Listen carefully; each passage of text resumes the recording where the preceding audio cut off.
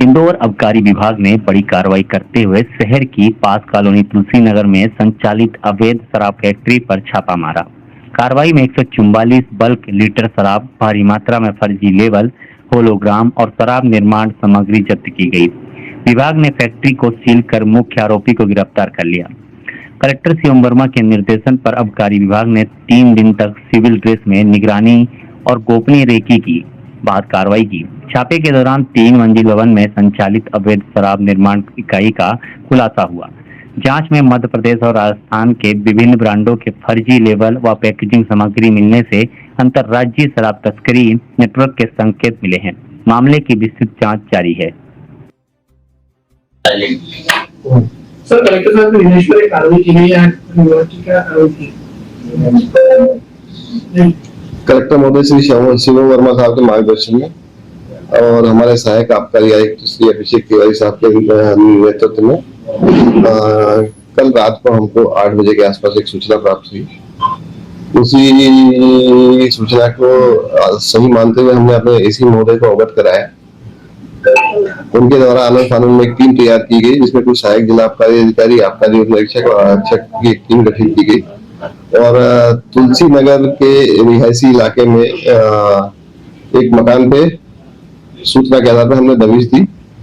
मकान के अंदर प्रवेश करने पे हमको बहुत सारा शराब बनाने के उपस्तर और उपकरण मिले, जिसमें ब्लेंडिंग मशीन, आपकी लेवल मशीन, बहुत सारे होलोग्राम, विभिन्न शराब के ब्रांड्स के लेबल्स आदि हमको वहाँ प्राप्त हुए। सर, क्या मतलब कि क्या ठीक करके लगाए उनके सबसे?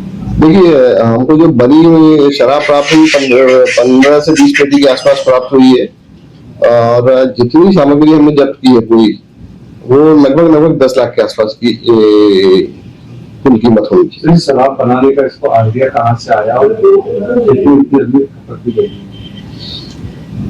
जो हमने इसके बारे में जानकारी निकाली और पूछताछ में हमको जानकारी ये प्राप्त हुई कि पहले शराब दुकानों में काम कर चुका है, पहले ये शराब व्यवसाय में जुड़ा हुआ रहा है और उसी के आधार पर इसके दिमाग में आया होगा कि मैं इस तरीके का काम करता हूँ तो कुछ ज्यादा पैसा कमा सकूंगा। इस लालच में उसने वैध काम शुरू किया। कितने समय से बना रहा था? जो हमको इसके घर में एविडेंस और डॉक्यूमेंट्स प्राप्त हुए हैं उसके आधार पर ये लगता है कि 1 से 1.5 साल पहले से ये काम चल रहा है। अभी तक कितना राजस्व? देखिए, ये तो गणना का विषय है और अभी ठोस तौर पे हम इसलिए नहीं बता सकते क्योंकि इसने कितना काम किया है और कितने वर्षों से कर रहा है, एग्जैक्ट हमारे पास फिगर नहीं है, इसलिए इसका गणना कर पाना तो मुश्किल है। लेकिन हाँ, ये है कि ये कार्रवाई पिछले 1-1.5 साल से कर रहा तो काफी क्षति पहुंचाई इसने राजस्व। सर, इंदौर के अलावा इसका माल कहाँ सप्लाई करता है? इसके मकान में हमको एक लेबल प्राप्त हुआ है केसर कस्तूरी, जो कि राजस्थान में चलती है और इससे ये जानकारी प्राप्त होती है कि इसने केसर कस्तूरी का भी कोई अवैध निर्माण किया है और मध्य प्रदेश और राजस्थान की सीमावर्ती जो राजस्थान की दुकानें हैं उसमें केसर कस्तूरी की सप्लाई इसने की है, ऐसा प्रतीत होता है। इतनी नाकाबंदी होती है आपका विभाग की, मगर यहाँ से माल वहाँ पर एक्सपोर्ट कैसे करता था, कुछ जानकारी? देखिए, आबकारी विभाग के जो पास जो मैदानी अमला है बहुत सीमित है, उसके तहत हम लोग फिर भी काफी कार्रवाई करते रहते हैं और कोशिश यही करते हैं कि इस तरीके की कोई अवैध गतिविधि संचालित ना हो। फिर भी कुछ बचा के अगर कोई आदमी ये कर लेता है तो निश्चित तौर पर उसने कुछ दिनों तक किया, लेकिन आज एक दिन आया जब वो पकड़ा गया। लगभग कितने लोगों को गिरफ्तार किया गया?